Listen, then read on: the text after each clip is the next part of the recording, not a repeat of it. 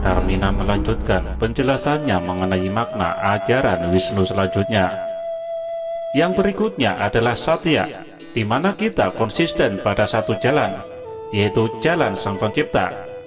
Posisi Satya adalah tangan di samping, sementara badan berdiri tegak. Itu dimaksudkan kita benar-benar tidak akan melenceng dari jalan Sang Pencipta, dan kita tidak akan berpindah kepada ajaran yang menyesatkan. Arkitirema diperlihatkan lagi proses pergerakan Sanura yang konsisten. Darmina berkata, "Lihat pergerakan alam, tidak ada satupun yang terlepas dari aturannya. Tidak ada satupun yang bergerak melawan kehendak Sang Pencipta. Kita memiliki kemampuan untuk bergerak melawan pergerakan dari Sang Pencipta, tetapi konsekuensinya sangat tinggi. Kita akan terlepas dari aturan, dan akibatnya harmonisasi kita akan menjadi rusak." Arkitirema memperlihatkan pergerakan Sanura sambil terus mendengarkan Darmina. Para manusia yang tingkat penguasaan energinya 2,5% memiliki kecenderungan untuk bergerak melawan aturan dari Sang Pencipta, bahkan berani menyuruh Sang Pencipta. Mereka selalu berupaya membuat Sang Pencipta menjadi pesuruh mereka dengan memaksa kepada Sang Pencipta agar memberikan apapun yang mereka mau atau memberikan apapun yang mereka pinta. Padahal Sang Penciptalah yang paling mengetahui apa-apa yang terbaik untuk mereka. Visualisasi yang dilihat Arkitirema berganti-ganti lagi. Darmina memperlihatkan kendaraan-kendaraan yang berjalan tidak beraturan dan tidak sejalan. Kendaraan-kendaraan itu saling tabrak-menabrak. Kecelakaan ada di mana-mana. Kepingan visual dari Darmina juga memperlihatkan energi yang mampu menghancurkan apabila tidak terjadi keseimbangan.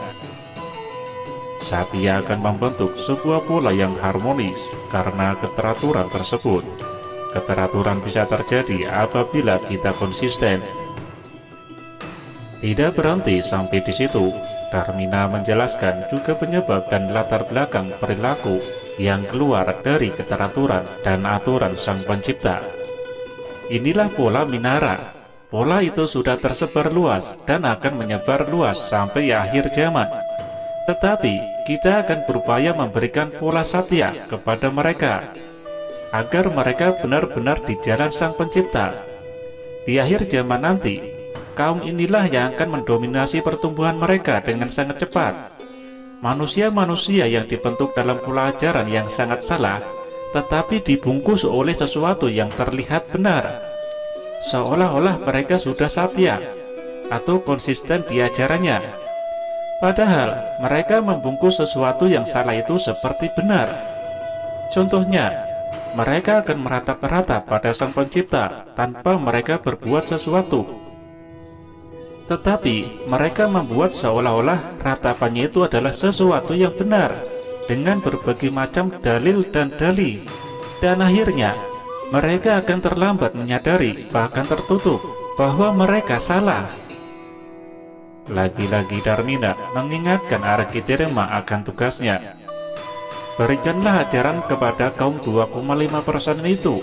Bagaimana kita kembali lagi kepada Sang Pencipta dan setia kepada ajaran yang terkandung dalam Wisnu. Di akhir zaman, ajaran kita akan disempurnakan oleh seorang yang bernama Hamad. Dia menguasai betul teknologi Lemuria bangsa kita. Kemampuannya di atas kemampuan kita, dan kemampuannya adalah langsung dari Sang Pencipta. Tidak ada campur tangan dari kita. Setelah Hamad muncul, sudah waktunya engkau berhibernasi. Tetapi sebelum itu, kerja keraslah sebatas yang kau mampu. Arkitirema mengingat nama itu dan merekam perintah hibernasi itu. Meskipun ia belum mengetahui kapankah waktu persisnya kejadian itu akan terjadi, ia merekam dalam otaknya yang masih belia. Tanpa jeda sedikit pun, Darmina menjelaskan konsep Wisnu selanjutnya, yakni Hambala. Sena Amnaruta, Hambala adalah penyerahan total kepada Sang Pencipta tanpa syarat. Dilambangkan dengan posisi sujud, di mana kepala menyentuh tanah dan tangan lurus ke depan, Itu adalah simbol kepasrahan yang sangat total. Tidak ada lagi ketakutan, tidak ada lagi kekhawatiran, tidak ada lagi tawar-menawar dalam memasrahkan diri kepada Sang Pencipta. Darmina memberikan gambaran-gambaran ketika murid-murid Brodimar gagal melaksanakan sesuatu, termasuk bahwa kegagalan itu ada faktor penentu, yaitu Sang Pencipta. Di dalam Hambala, mereka diajarkan untuk membuat sesuatu, dan kemudian sesuatu yang mereka inginkan tersebut tidak berhasil mereka dapat. Gambaran itu dibentuk secara holografik pada pikiran mereka, diulang-ulang sampai mereka sadar bahwa faktor keberhasilan itu penentunya adalah Sang Pencipta, bukan mereka dan kemampuan mereka. Meskipun mereka memiliki kemampuan yang luar biasa, tetap ada yang maha mampu. Sang Pencipta selalu memberikan yang terbaik untuk mereka, yang belum tentu sesuai dengan apa yang mereka mau. Darmina kembali berkata, Hambala bersikap dengan menaruh kepala kita serendah mungkin di hadapan Sang Pencipta. Makna dari ini adalah kita benar-benar akan menerima dengan penuh kerendahan hati. Kita adalah makhluk yang Sang Pencipta atur. Tidak akan ada protes, tidak akan ada pertanyaan yang bersifat mempertanyakan. Benar-benar kepasrahan total kepada Sang Pencipta, sehingga kita mampu melihat segala sesuatu itu wajar apa adanya. Tidak pernah ada keinginan yang dipaksakan atau memaksakan, sehingga keadaan akan sesuai dengan apa yang kita mau. Kita tidak akan pernah tahu juga apakah kemauan kita itu ada yang mengendalikan atau kemauan dari diri sendiri. Kita akan belajar juga agar kita selalu berpikir rendah hati. Darmina menjelaskan perilaku mereka yang tingkat penguasaan energinya 2,5%. Seringkali mereka tanpa sadar memperbudak Sang Pencipta. Mereka tidak tahu atau lupa bagaimana seharusnya bersikap sebagai hamba di hadapan Sang Pencipta. Mereka lebih suka bersikap seperti bos atau pemimpin. Pada dasarnya, manusia manapun senang sekali sebagai pemimpin.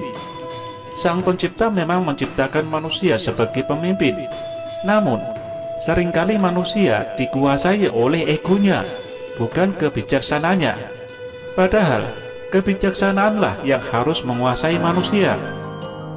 Darmina memberi jeda sejenak, sebelum sekali lagi memberikan penekanan kepada Rikidharma akan tugasnya. Sebagai tugasmu adalah para kaum 2,5% itu, berusahalah membuat mereka agar jangan sampai kepemimpinan manusia dikuasai oleh ego mereka, dan jangan sampai pula manusia dikuasai oleh kepentingan sesaat. Jadi, tugasmu itu berat sekali,